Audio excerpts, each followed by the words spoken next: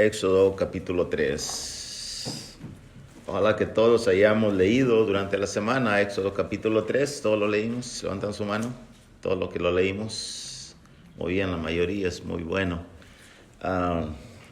En este capítulo 3 del libro de Éxodo tenemos el llamamiento de Moisés.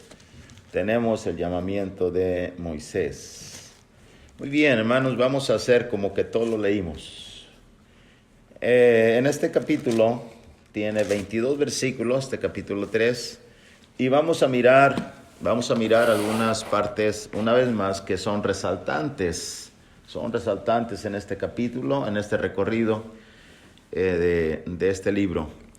Primero, hay 3 etapas en la vida de Moisés, en su llamamiento, 3 etapas en la vida de Moisés. Es bien importante notar esto.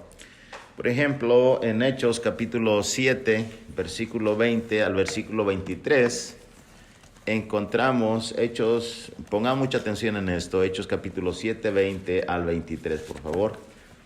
Vamos a las Escrituras a corroborar que todos los datos que afirmamos o decimos sean correctos. Hechos capítulo 7, 20 al 23, dice así. 7, 20 al 23. En aquel tiempo nació Moisés y fue agradable a Dios y fue criado 3 meses en casa de su padre. 3 meses, note bien eso.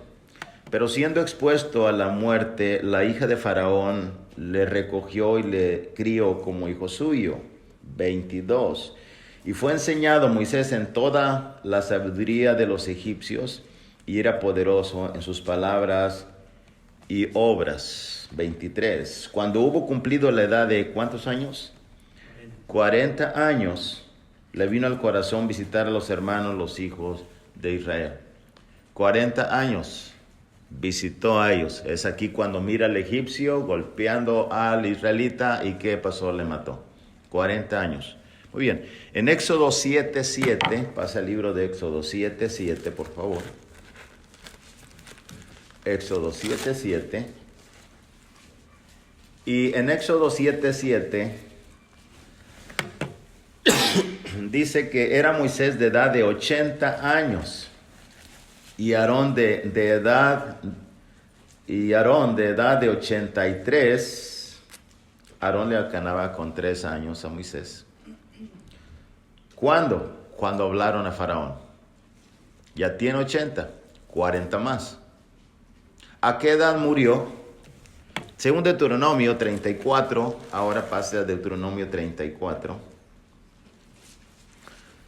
Y dice las Escrituras de Deuteronomio 34, versos 7 y 8, la edad que tenía Moisés cuando murió. Deuteronomio 34, versos 7 y 8. Deuteronomio 34, versos 7 y versículo 8. Era Moisés de edad de 120 años cuando murió.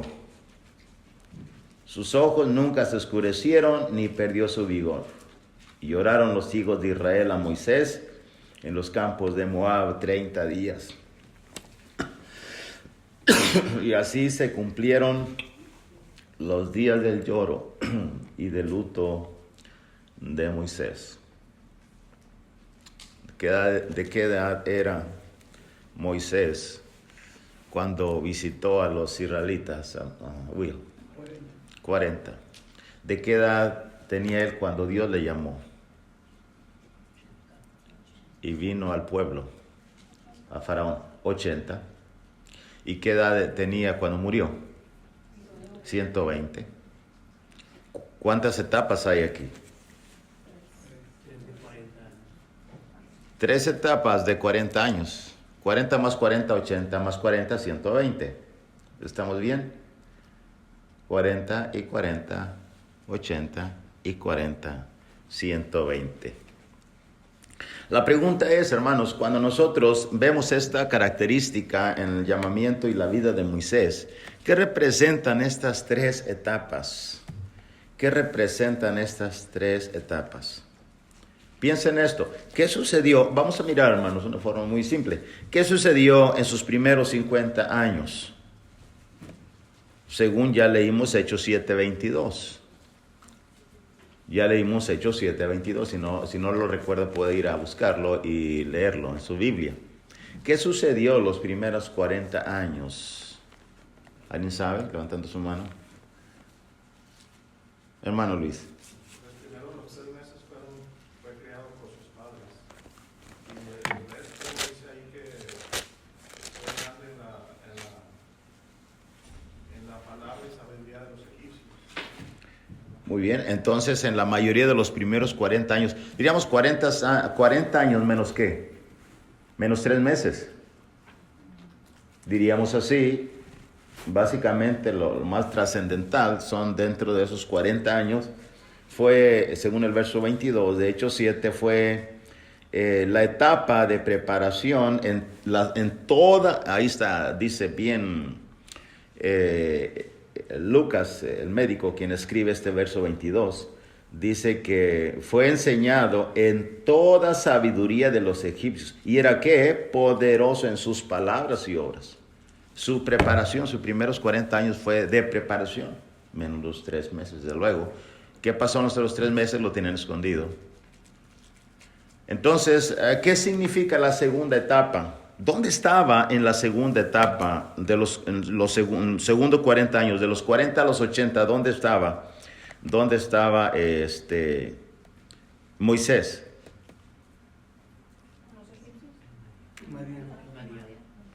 Bueno, usted va ahora a Éxodo capítulo 3, por favor, y versículo 1.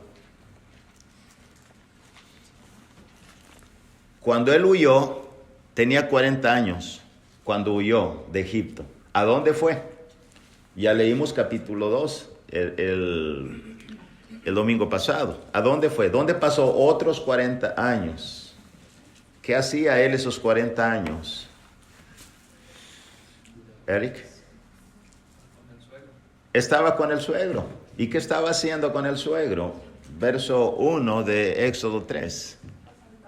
Era pastor de ovejas. Hermanos, 40 años. Piense, se dice fácil, ¿verdad? ¿Cuánto tiempo tiene la iglesia de Flower Mound? Acuérdese de la historia. Acabamos de pasar la historia. No tiene ni 20 años. Y Moisés pasó 40 largos años siendo un pastor. ¿Qué hace un pastor?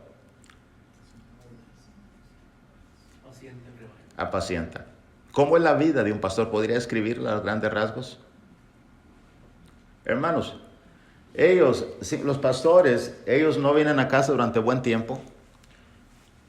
Okay. La majada, ¿sabe qué es una majada? Ellos pasan en la majada, en algunas cuevas, en algunos lugares donde tienen que pasar la noche cuidando las ovejas. No vienen durante mucho tiempo a casa. En la soledad solo. ¿Con quién habla? No hay nadie. ¿Sabe cómo es la vida de un pastor? Eso es la vida de él. Y esa es la vida de Moisés. Esa es la segunda etapa. ¿Cuál es la tercera etapa de Moisés? ¿Qué pasó los otros de los 80 a los 120 años? ¿Dónde estaba Moisés? ¿Cómo usó esos 40 años? ¿Alguien sabe? Levantan su mano. Hermano Gerardo. Ahora apacentando al pueblo de Israel en el desierto. Ahora batallando con un pueblo rebelde, lleno de costumbres de idolatría, lleno de costumbres de rebeldía, acostumbrado a murmurar una y otra vez y acusarlo de culpable porque él lo sacó del confort de la tierra de Egipto. 40 años. ¿Y luego qué? Muere a los 120. ¿Captamos la idea, hermanos? O lo repito, levantando su mano. 3 etapas de Moisés. Los primeros 40 años preparado en una sabiduría y poderoso en palabra, sabiduría de los egipcios. ¿Qué era Egipto en el tiempo de Moisés? La primera potencia mundial. Ya cuando alguien dice, bueno, eso era conocimiento abstracto, algo que realmente no. Sí, obviamente si lo comparamos con el tiempo moderno y los avances tecnológicos, ok, no tiene comparación, hermanos, pero en sabiduría es algo increíble. No puede minimizarse eso. Los primeros 40 años de Moisés fue así, poderoso en palabra. Pero los otros 40 años, pastor de ovejas, en la soledad, en las majadas, en 40 largos años cuidando ovejas sin poder hablar con alguien. Esa era la vida de Moisés, comiendo lo que hay allá en el campo, en el desierto, más correctamente en el desierto. Y luego los otros 40 años lidiando con el pueblo hasta que murió. Eso es lo que miramos interesante en este capítulo 3, el llamamiento de Moisés. Ahora, hermano, la pregunta es, ¿qué aprendemos? ¿Qué es lo que aprendemos en la vida de Moisés en estas 3 etapas? ¿Qué les dice estas 3 etapas? ¿Sabía usted que la palabra mediador, hay un mediador en el antiguo pacto y hay un mediador en el nuevo pacto? ¿Quién es el mediador del antiguo pacto? Es Moisés. Y el mediador del nuevo pacto es Jesús. Todo el mundo sabe que Jesús es el mediador entre Dios y los hombres. Moisés era el mediador entre el pueblo de Israel y Dios. Y hay una similitud entre ambos. Y aquí es precisamente, hermano, donde ya empieza a esclarecer lo que es precisamente lo que es figura y tipo. Lo que fue Moisés y lo que fue Jesús. Y si podemos poner atención un poco más a lo que leemos, vamos a aprender grandes verdades. Note bien eso, hermanos, y tiene mucho sentido lo que sucede en el llamamiento de Moisés por esas 3 etapas. De otra manera, no podríamos entenderlo. Ahora, cuando estoy diciendo, hermanos, que hay una similitud entre Jesús y Moisés, bueno, note bien. Por ejemplo, Moisés estuvo 40 años entrenado bajo la sabiduría de los egipcios. Jesús en su primera etapa estuvo, según Juan capítulo 17, dice, dame la gloria que tuve antes, ¿verdad? Antes que el mundo fuese. Él tenía una gloria. Filipenses capítulo 2 dice que no se aferró el ser estimado igual a Dios, como cosa que aferrarse. ¿Qué hizo? Se despojó a sí mismo, se hizo en forma de hombre y se humilló. Y ese es el punto. 40 años preparado Moisés y después ¿qué? Viene a un trabajo, hermanos, humilde de un pastor. Y esto es una preparación para algo que él va a hacer. Una persona que está orgullosa, altiva de sus títulos académicos, etcétera, no puede servir a Dios. Tiene que bajarse, tiene que humillarse, tiene que venir abajo. Y ese es el punto. No podemos ser alarde de lo que nosotros tenemos para tener una preparación de humildad y poder tener la mansedumbre que tuvo Moisés. La forma en que fue llamado, según el capítulo 3, ¿cómo fue llamado Moisés? ¿De qué manera? ¿Cómo fue llamado el profeta Isaías? ¿Cómo fue llamado el profeta Jeremías? Hago una comparación. Hermanos, en la Biblia encontramos el llamado de cada uno. Y cuando usted hace su comparación con el llamado de Moisés, usted dice, esto es diferente. A unos profetas le dijo, te llamé desde el vientre, te aparté. Después cuando es grande, le llama simplemente, en el éxtasis del Espíritu Santo, vino a mí palabra de Jehová, punto. Pero en esta ocasión no es así con Moisés. Con Moisés simplemente, como usted ya leyó, dice que el versículo, que estando apacentando ovejas, verso 1 de Éxodo 3, verso 1, el versículo 2 dice que se le apareció el ángel de Jehová en una llama de fuego en medio de una zarza. En una llama de fuego en medio de una zarza. Y él miró que la zarza ardía en fuego y la zarza no se consumía. Eso es lo que se le hizo extraño. Esa zarza no se consume. Está encendida y no se consume. ¡Qué extraño! Entonces Moisés dijo, iré yo a ver esta grande visión. ¿Por qué causa la zarza no se quema? Eso es lo que llamó la atención para acercarse. Viendo Jehová que él iba a ver, lo llamó Dios de en medio de la zarza. Y dijo Moisés, él respondió, heme aquí. Y dijo, no te acerques, quita tu calzado de tus pies, porque el lugar en que tú estás, tierra santa es. Más tarde vamos a mirar que en Éxodo 19, antes de Dios aparecer en los medios de los truenos, relámpagos, etc., vamos a mirar cómo es que Dios hace que el pueblo se prepare. Ya lo hemos leído o aprendido en algunas lecciones. Y cómo le dice que no traspase los linderos, los límites, ni toque, porque sea animal o hombre, será que, ¿se acuerda? Asateado, morirá. Y Dios tiene un especial sentido respecto a este monte. Así es que esta vez le dice a Moisés, quita el calzado de tus pies, es tierra santa, no puedes estar con tu calzado. Hoy en día podemos ilustrar con algunas culturas orientales que se quitan los zapatos al entrar a casa, porque para ellos es importante eso, contaminar la casa con microbios que vienen de las calles, etcétera, etcétera. Hay conceptos hasta cierto punto significativos para ellos. Pero el punto es, hermanos, le dice, yo soy el Dios de tu padre, de Abraham. Este es el punto del llamamiento, una forma diferente, donde hay una zarza, no se apaga, la curiosidad de Moisés se que acerque, y de pronto le llama de en medio de esa zarza ardiente, y que no se consume. ¿Qué nos dice eso? De la forma en que fue llamado. Cuando uno pasa por ahí, uno tiene que preguntarse, ¿por qué? ¿Por qué? ¿Por qué está pasando eso? La forma en que lo está llamando.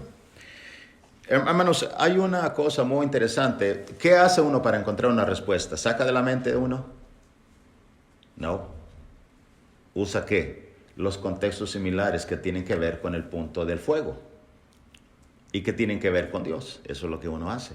Entonces así es que nos desplagamos a mano derecha, a mano izquierda, a través de toda la Biblia para buscar eventos que tienen que ver con eso, con fuego. ¿Y qué es lo que encontramos nosotros? ¿Qué es lo que encontramos nosotros?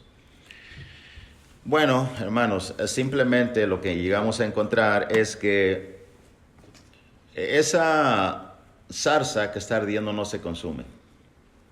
Y está en fuego. Está en fuego. Puede venirnos a la mente varios eventos. Por ejemplo, ¿qué cosa? Primero, ya usando el contexto inmediato de lo que ya leímos según Éxodo capítulo 1, verso 12, dice, pero cuanto más los oprimían, tanto más se multiplicaban y crecían, de manera que los egipcios temían a los hijos de Israel. ¿Se acuerdan lo que pasó en el primer capítulo? El faraón, hermano, estaba oprimiendo al pueblo de tal manera que no quería que creciera, Will. ¿Logró detener el crecimiento del pueblo? No.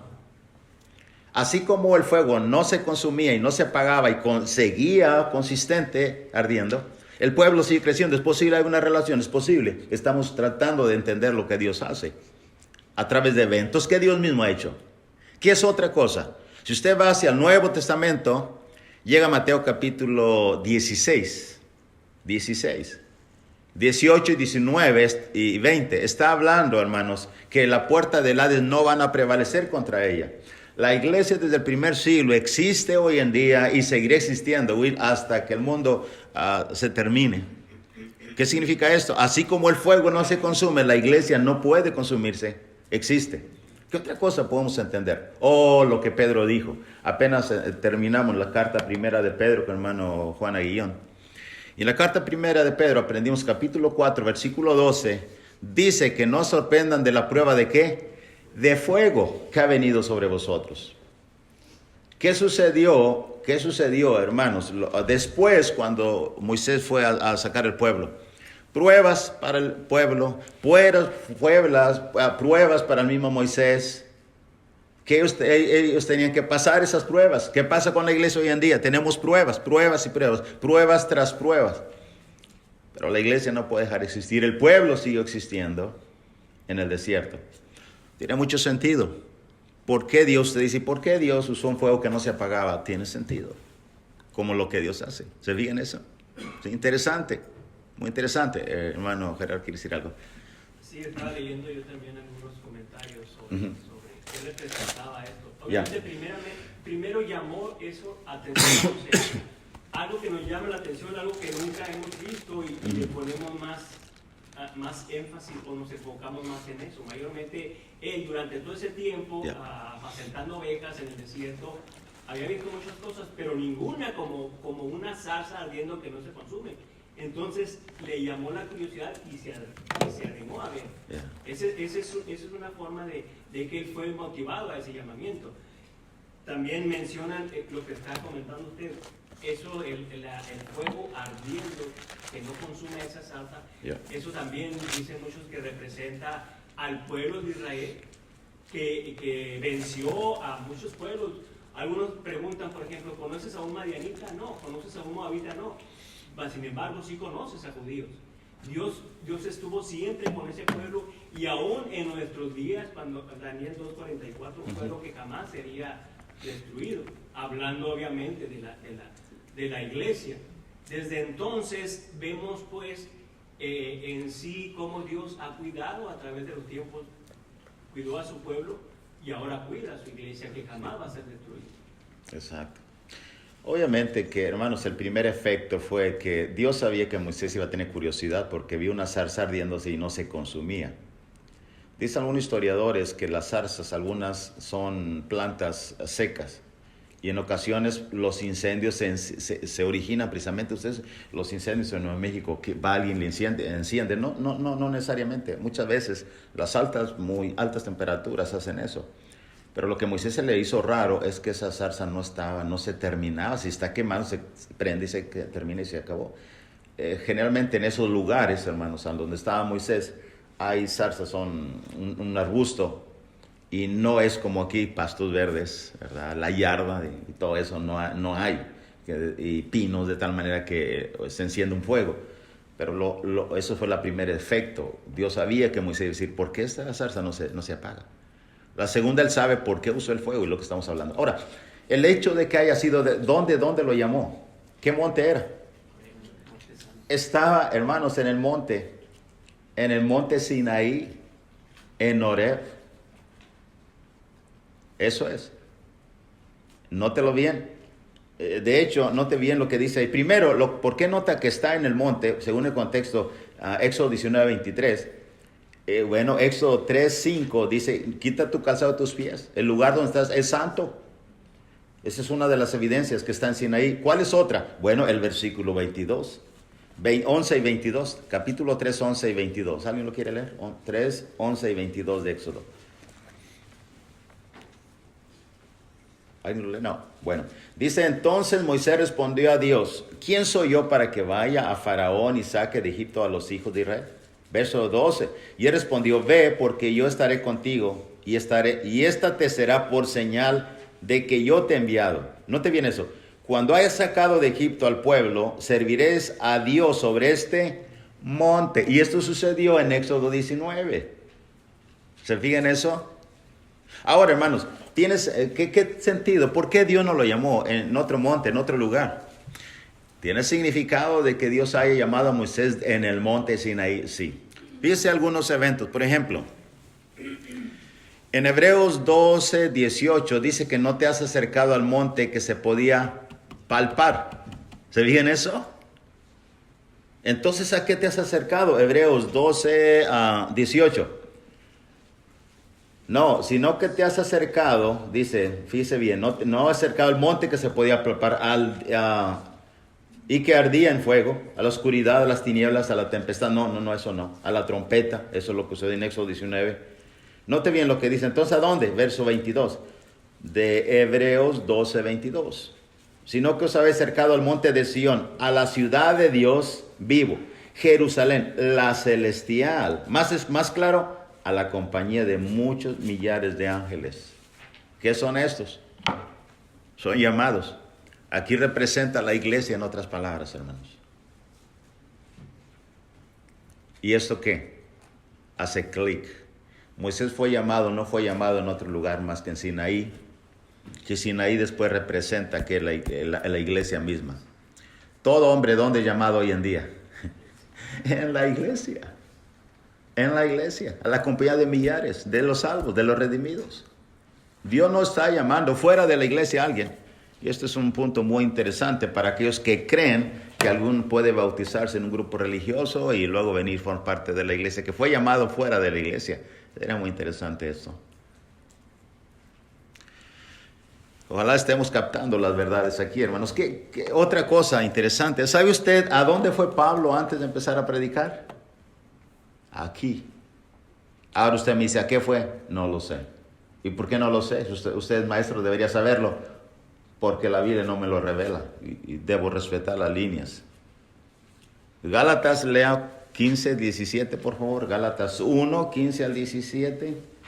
Gálatas 15, 1 al 17. Vamos a buscarlo rápidamente. Y si alguien lo encuentra primero que yo, pues por favor me hace el favor de leerlo en voz alta. Pero cuando agradó a Dios, me apartó desde el vientre de mi madre y me llamó por su gracia, revelar a su Hijo en mí, para que yo le predicase entre los gentiles, no consulté enseguida con carne y sangre, ni subí a Jerusalén a los que eran apóstoles antes que yo, sino que fui a Arabia y volví de nuevo a Damasco. Muy bien. Sino que fui a Arabia y volví a Damasco. Dice usted, aquí no dice monte Sinaí. ¿Sabe dónde estaba el monte? En Arabia. En Arabia, déjame ver si puse un mapa ahí. Ya sí.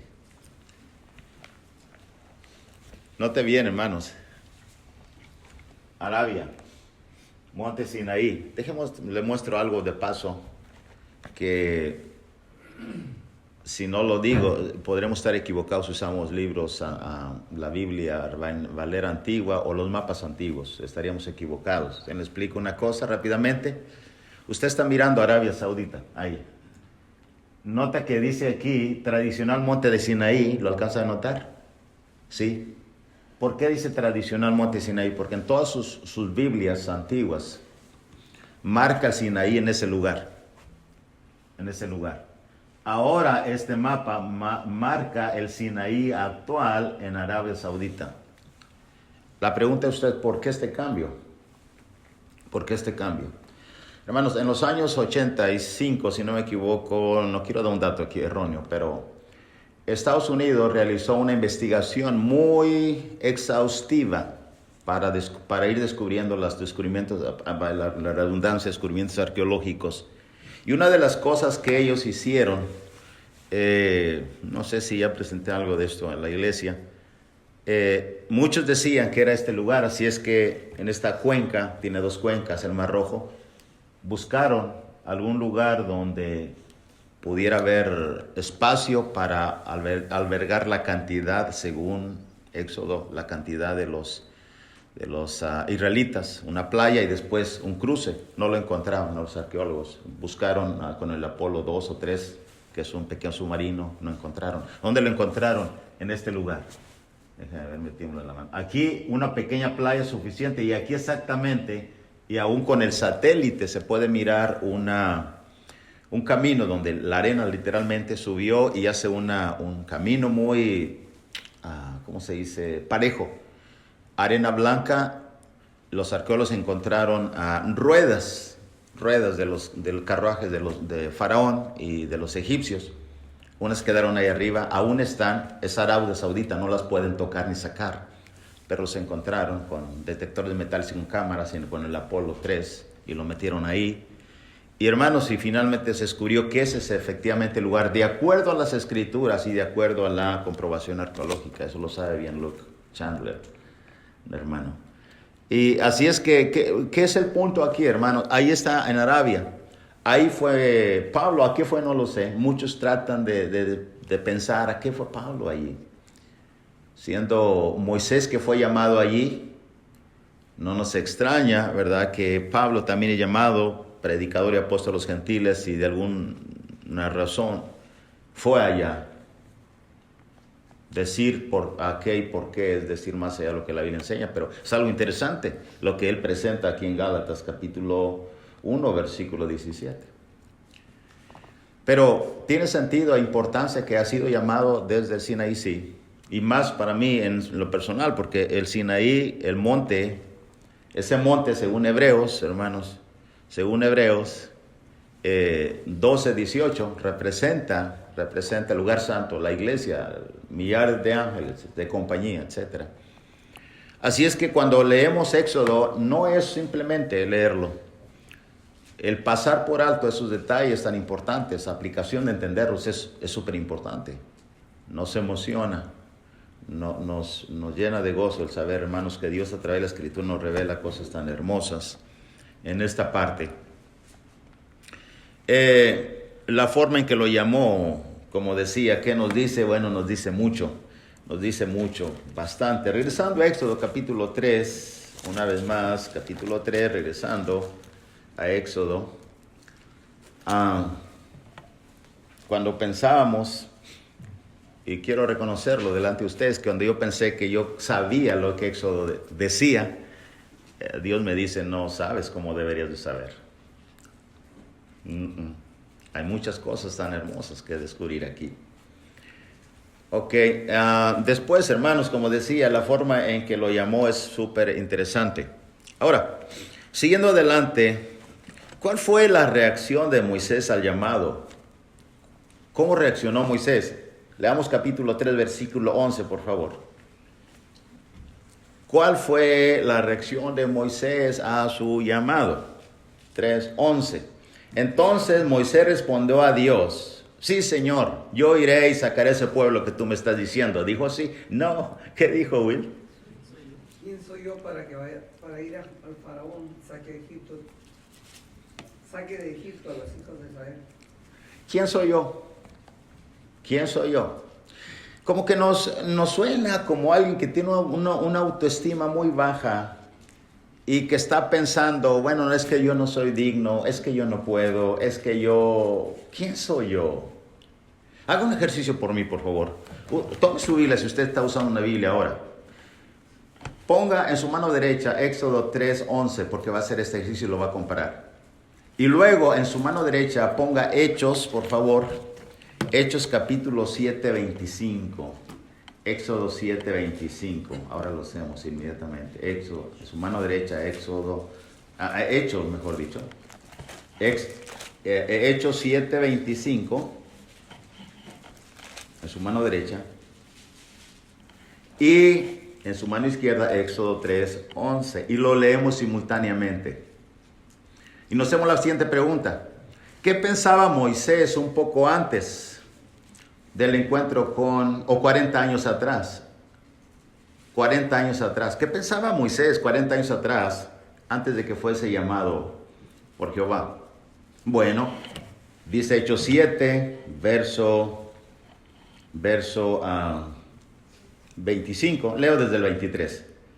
La narración de Esteban. Cuando hubo cumplido la edad de 40 años, le vino al corazón el visitar a sus hermanos, los hijos de Israel. Al ver a uno que era maltratado, lo defendió e hiriendo al egipcio, vengó al oprimido. 25. Pero él pensaba, ¿qué pensaba? Que sus hermanos entendían que Dios le daría libertad por mano suya. Mas ellos no lo habían entendido así. ¿Qué pensaba Moisés estando en Egipto? Que Dios le daría libertad por mano suya. Moisés decía, yo soy el que lo voy a libertar. Yo pienso que yo lo voy a libertar. Así es que voy a matar a este egipcio, voy a empezar defendiéndolo. ¿Estoy hablando de acuerdo a la Biblia? Sí. Pero ahora, ¿por qué Moisés ahora dice aquí, ay, Señor, ¿quién soy yo para que vaya Faraón y saque de Egipto a los hijos de Israel? ¿Por qué ese cambio en Moisés? ¿Se ha preguntado eso? ¿Por qué ese cambio de Moisés? Will, ¿tienes una teoría? A veces las circunstancias que nos rodean nos hacen pensar que no somos aptos, que no tenemos las virtudes que necesitamos, la personalidad, ¿no? Ella pasó por un momento malo en Egipto cuando trató de ayudar a sus hermanos, estar bien y no se siente quizás capaz de...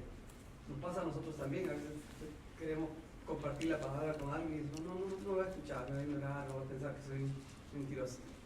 Nos ponemos dificultades nosotros mismos basadas en nuestras experiencias. Quizás pasó eso. Es posible. Alguien más levantó la mano. Hermano Gerardo y la hermana Ver. Viendo lo que hizo era al defenderlo del egipcio, ni siquiera pudo convencer a un israelita, mucho menos iba a convencer a toda esa nación. Y eso como que lo traumó todo el tiempo que tuvo. Okay. Ver. Gracias, hermano. Tiene que ver mucho también en la posición que estaba. Era hijo de la hija Sí. de Faraón. ¿El príncipe? Ajá, exacto. Entonces en aquel momento él sintió eso porque él tenía poder. Se sintió, pues, o sea, que lo podía hacer todo lo que él quisiera.